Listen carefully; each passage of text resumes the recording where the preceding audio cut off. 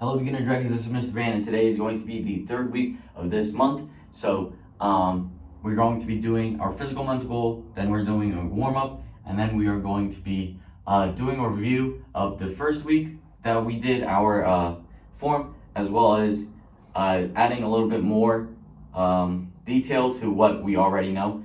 So for today, when we do our form, I want to review what we did last week. Remember what details that I gave you and how we only did half of the form. Now we're going to review that, but also we're going to add the second part of our form, and I want to add a couple more details in case you guys need that. You don't have to know all of the details. There's some details that I don't even know, but the details are really useful for a couple things. Number one, if you guys want to learn how to do a punch or want to learn how to do a kick or anything, there's always room to improve. There's always going to be ways to make your punch stronger, your punch faster, your punch whatever. There's always ways to improve, and learning these details will help you guys improve your punch, your kick, your guard stance, your anything. It could be anything. These details that I'm giving you is to help you guys improve, and that could be used in either a self-defense sort of way, like if someone's trying to hurt you, you can defend yourself, and using these details, it's going to be more effective. Or if you guys want to perform at graduation or do a tournament in the future, learning these details will help you guys make it look stronger so that you guys will place higher or make you look better to the audience. So that's what we're doing today for our form. But before we do that, we're going to do our physical and mental goal, which is focus and black belt excellence. So first, we're going to talk about focus. The first week, I told you guys that focus is basically being able to concentrate on whatever thing that you need to do.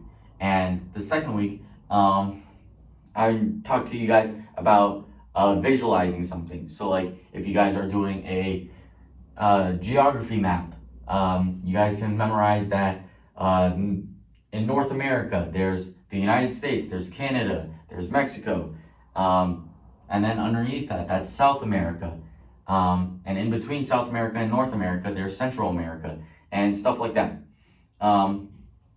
So you can visualize the map in that sort of way. Same thing with English. If you guys are reading a book, you could be visualizing what is happening to the characters in this book. For example, if you guys are, let's say you guys are reading The Three Little Pigs. Let's just pretend that you guys are reading that, because you guys should know what the Three Little Pigs are now. You can visualize that there's 3 pigs and they're all building houses. And one pig is building theirs out of hay or straw or whatever you want to call it. And then there's another one that's building it out of twigs or sticks or whatever you want to call it, which aren't really sturdy. And then there's one that's building a house out of bricks that is really strong. And then you can visualize them going into the house, but then a wolf coming out. You can visualize that and think about what that looks like in your head. Same thing with karate. If you guys want to visualize something, you can visualize, oh, there's going to be a person in front of me, and where should I hit them? So that sort of stuff, and the definition, which I told you is concentrating on something, kind of go with what we're learning this week about focus, which is focusing on one thing at a time. Because if you focus on 10,000 things at one time, you're not really focused on anything. You're focused on being distracted, basically. If you're focused on 5 things at one time, you're thinking about what you're eating for dinner, what time it is, what time is your karate class, how much homework you have, did you drink any water today, stuff like that. If you're thinking about those 5 things, you're not really focused on one of those things, because you're thinking about one thing and then you're going to get distracted and think about the other thing and stuff like that. But if you're focused on one thing at a time, like let's say I'm focused on my English homework right now, If I'm only focused on my English homework, I'm not going to get distracted. I'm going to get it done pretty easily.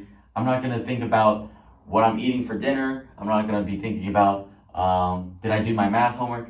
No, that's not what happens. Because if I'm focused on my English homework, I'm only thinking about what I'm supposed to do in English, and nothing's really distracting me. So that is really good. It's the same thing with what we talked about last week when we were visualizing things.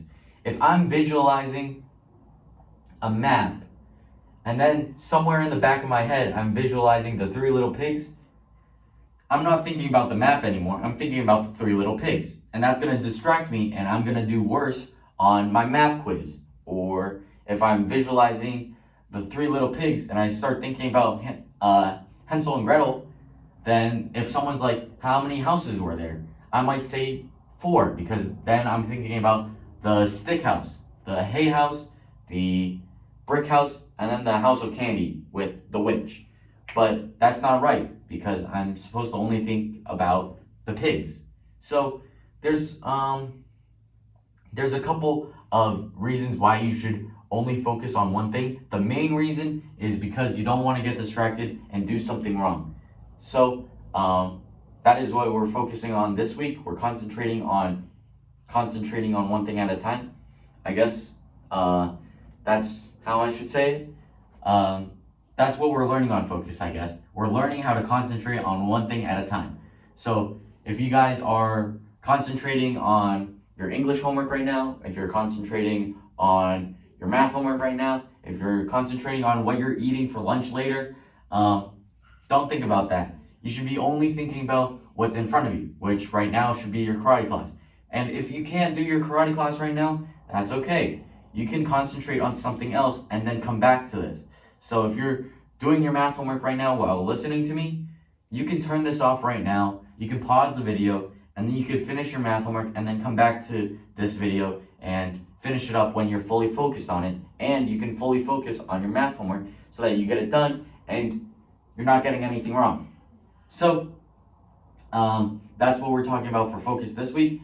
We're also going to be talking about Black Belt Excellence.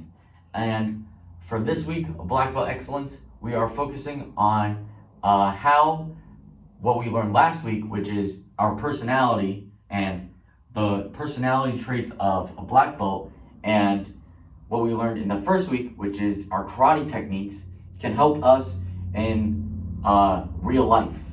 So obviously, the first week we talked about how black belts know how to do front kicks. They know how to do reverse punches. They can do jabs. They can do tornado kicks. They can do all this sort of cool stuff with their body, and that's cool. That's good. They can use that for self-defense.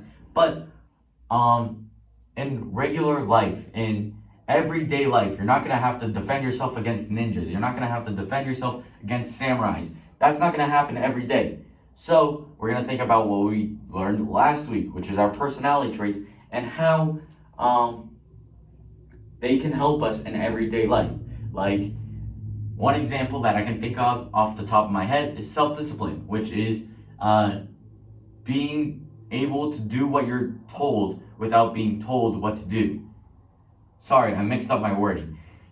Self-discipline is being able to do what you need to do without being told to do it. That can be a little confusing, but basically it's saying that you know your responsibilities and you don't need someone to tell you what to do. You can do it by yourself. That's basically what I'm trying to say. So, one thing that self-discipline helps you in everyday life is school.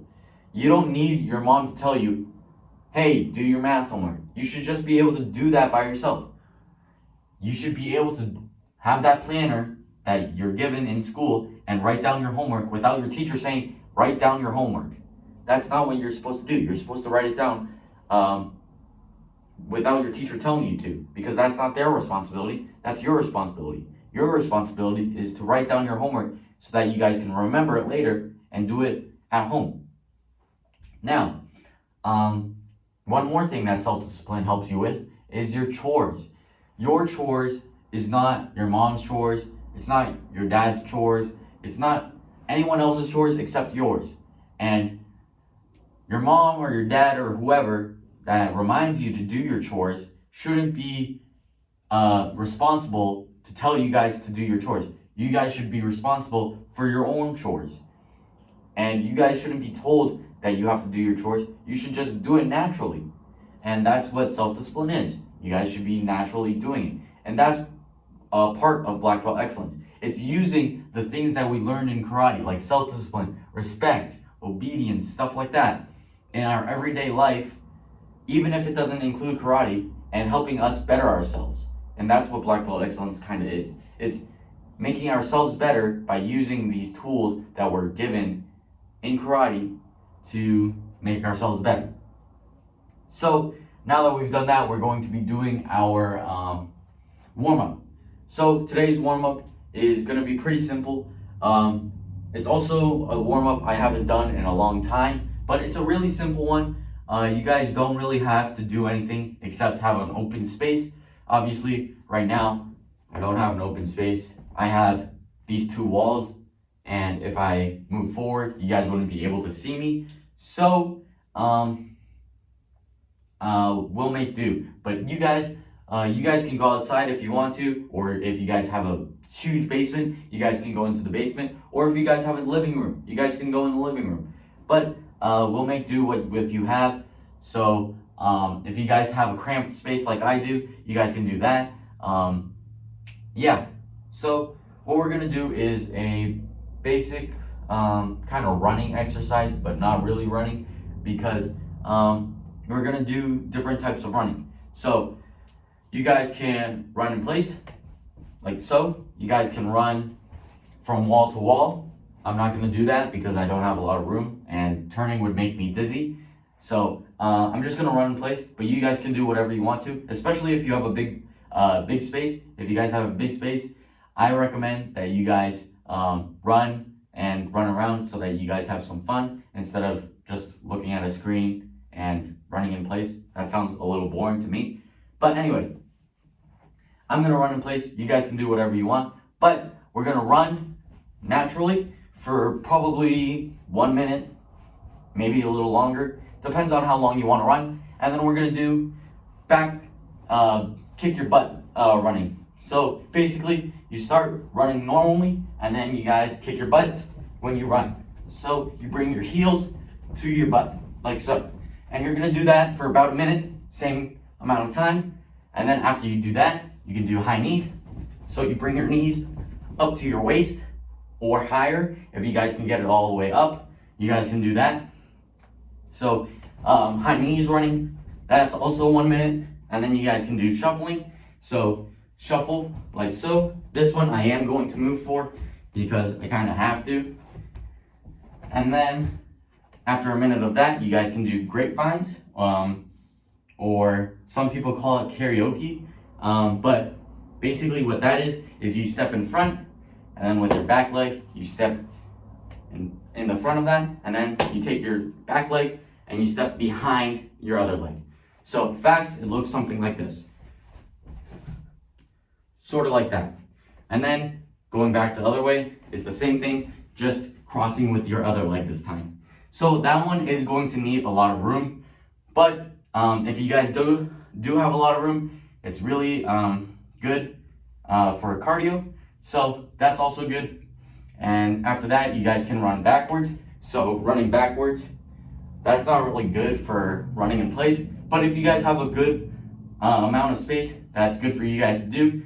And yeah, after that, you're gonna stretch, and yeah. So I'm going to do that warm up now, and then we are going to do a time lapse of that, and then we are going to move on with our form.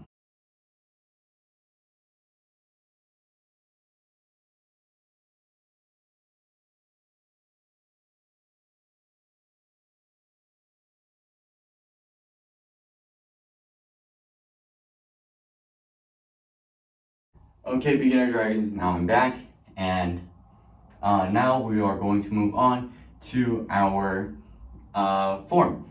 So, like I said in the beginning of the video, we are going to be doing the first half, and it's going to be more review-like. It's not going to be in-depth. I'm going to tell you what the details are. I'm not going to really explain the details because last week I told you the details and I went more in depth with it. So now we're just going to do our form, and the first half we're just going to go really fast with it, and then the second half I'm going to put in more details. I'm going to tell you guys what the details are and why we do them for. And yeah, so let's begin. We first put our feet together like so, put our one finger up, say dragon form 1, sir, we bow. After that we get into our guard stance like so, back fist, twist and punch, making sure that our toes are in that toe heel line with our heel and our target. So when we're in that guard stance, back fist, toe heel line, then we go into a forward bow. Now, this is the detail that I told you last week. Turn your foot 45 degrees to the corner, front kick, bring it all the way back. Again, I'm not going to go into detail with that. Now, we do our side break fall. So I'm going to turn to the side so that you guys can see it. So side break fall, like so, making sure that we tuck our head. Same thing, I told you guys that detail last week. We do 2 side kicks, 1, 2. Now I'm going to turn to the front so that you guys can see me. Do 2 cat paws, cat paw, cat paw. We get into our guard stance. Again, toe heel line. I've been telling you guys that all 4 months that we've been doing this. So now this is the new part. Well, new, we should know this by now, but we're gonna add in a couple details that you guys might not know yet. So we get into our guard stance. We touch down. We do a twist and punch, front punch, and chop. Now, that part was a bit review. Now I'm gonna add in the details for this half. So when we do that low block, make sure that you block past our knee, because if we block here, if someone's trying to kick us in the back of the leg and I block right here, what I'm letting them do is I'm letting them kick my leg, and if I do that, I'm getting put down onto my knee, which isn't good. So make sure you block past your knee so that if someone's trying to kick you in the knee, you blocked it. Now after that, we do 2 punches. I think this detail I told you guys last week, but I'm going to tell you guys again in case you guys forgot. These punches are vertical because it fits right in the solar plexus, which if you hit hard enough, it's going to be hard for them to breathe. They're going to be wheezing for air because you just knocked the wind out of them, which is good because that gives you time to run away from them. So punch right to the center, and like last week, I told you guys, visualize that target. So visualize someone in front of you and you just hit them right in the chest where you can knock the wind out of them. So punch, punch. And now for the final detail that I'm going to tell you guys this week, make sure that when you do that chop, you guys are hitting with this bone towards the neck, because a big detail that I think mostly is only told to red belts and teenagers and adults. So this is basically red belts and older. So anyone that's a red belt and above probably knows this, but in case you guys don't know, and in case I'm allowed to tell you guys this, your neck is a soft area, and this area has a lot of nerves. And what we tell the older people is you want to hit something that's soft with something hard. If I hit them with my fingers, they're not going to feel anything, but I'm going to feel my fingers breaking because they're soft and they're delicate. Same thing with a slap. If I slap them, my hand is really soft, so they're not really going to feel it.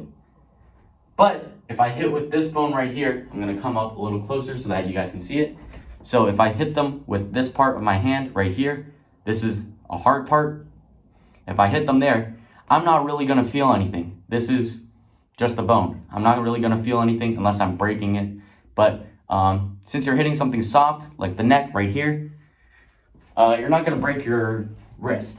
So if I hit them really hard in a soft area, they're going to feel it a lot. You're not really going to feel it at all.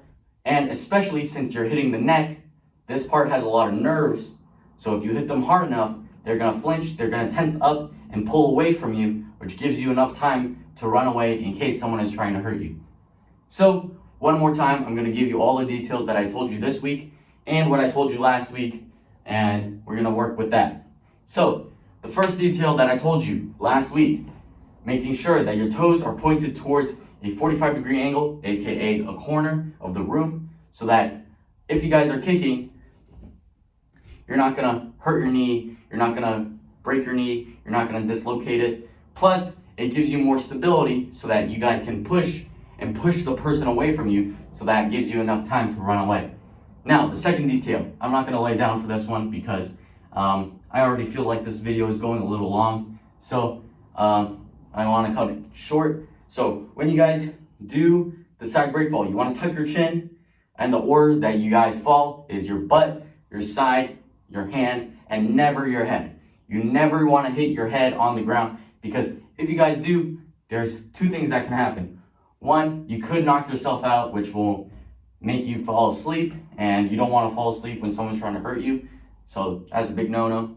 And number two, you might get yourself a concussion. If you guys give yourself a concussion, you're not going to be able to watch TV, you're not going to be able to use your iPad, you can't use your phones if you have phones, you can't use a computer, you can't zoom into your online classes, none of that stuff. Plus, sometimes, for some people, it hurts for them to read. So if you get a concussion, you can't even read a book, you can't even do your English homework, you can't do anything. So you don't want a concussion. So make sure, especially when you do break falls and fall down and all that sort of stuff, you tuck your chin, making sure that it's like you glued the bottom of your chin to your chest, because if you guys don't, you might hit your head on the ground, and that, like I just said, is awful stuff. So that was the detail from last week. This week, I told you guys, the first detail was, I think it was the punches. No, it was the low block. The low block, making sure that you guys block past your knee, because if you guys don't, you can get kicked right under the knee, and you're gonna bend down, which lets them hit you in the head, hit you in the back, all that sort of stuff, and that's gonna hurt. Now, second detail, when you do these punches, make sure they're vertical, because right here, if you punch them in the chest hard enough, you can knock the wind out of them, make them wheeze and gasp for air, which will give you enough time to run away from them, and they won't want to chase you after that. Now, the final detail of this week, making sure that you hit with the bone of the wrist right here, so that it hits the neck, because if you hit something if you hit something soft with something hard, it's going to make them flinch up and tense up, especially since there's a lot of nerves, and they're not going to want to chase after you, especially if you get that chance to run away. And that is what I've got for you guys this week, and I will see you guys next time. Bye.